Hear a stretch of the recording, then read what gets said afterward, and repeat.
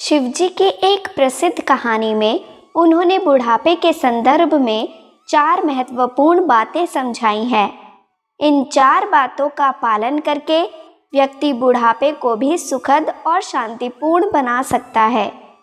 प्रस्तुत है शिवजी की एक कहानी जो जीवन के अंतिम चरण के लिए मार्गदर्शन प्रदान करती है। एक समय की बात है, एक वृद्ध व्यक्ति भगवान शिव की उपासना में लीन था। उसने अपने जीवन में कई उतार चढ़ाव देखे थे और अब वह अपने बुढ़ापे में शांति और संतोष की तलाश में था। वह भगवान शिव के पास गया और उनसे प्रार्थना की, हे भगवान, कृपया मुझे बताएं कि इस बुढ़ापे के समय में मुझे कौन सी बातें याद रखनी चाहिए जिससे मेरा जीवन शांतिपूर्ण और संतोषजनक हो। भगवान शिव ने मुस्कुराते हुए कहा, हे वत्स, मैं तुम्हें एक कहानी सुनाता हूँ जिससे तुम्हें 4 महत्वपूर्ण बातें समझ आएंगी। एक बार की बात है, एक गांव में 4 वृद्ध व्यक्ति रहते थे। वे सभी अपने अपने तरीके से जीवन जी रहे थे और उन्होंने अपने अनुभवों से कुछ महत्वपूर्ण बातें सीखी थी। पहले वृद्ध का नाम था धैर्यदास। उसने जीवन में कई कठिनाइयों का सामना किया था, लेकिन उसने कभी धैर्य नहीं खोया। उसने सीखा कि धैर्य ही वह गुण है जो हमें सबसे कठिन समय में भी मजबूती देता है। इसलिए बुढ़ापे में धैर्य रखना अत्यंत आवश्यक है। दूसरे वृद्ध का नाम था स्वास्थ्यानंद।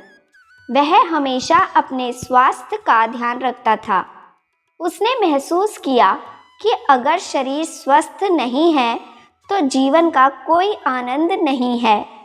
उसने नियमित योग और प्राणायाम का अभ्यास किया और स्वास्थ्यवर्धक आहार लिया। इसलिए बुढ़ापे में अपने स्वास्थ्य का ध्यान रखना बहुत महत्वपूर्ण है।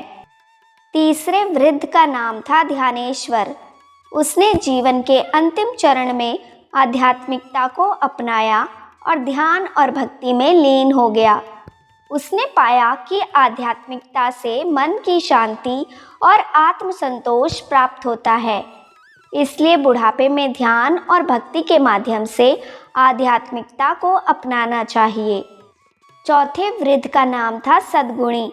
उसने सदाचार, सत्य, अहिंसा और दया जैसे सद्गुणों का पालन किया। वह दूसरों की मदद करता और उन्हें प्रेरित करता।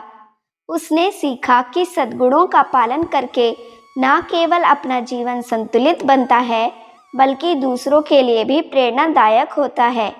इसलिए बुढ़ापे में सद्गुणों का पालन करना चाहिए। भगवान शिव ने कहानी समाप्त करते हुए कहा, हे वत्स, इस कहानी से सीखो कि बुढ़ापे में धैर्य, स्वास्थ्य, आध्यात्मिकता और सद्गुणों का पालन करके तुम अपने जीवन को सुखद और शांतिपूर्ण बना सकते हो।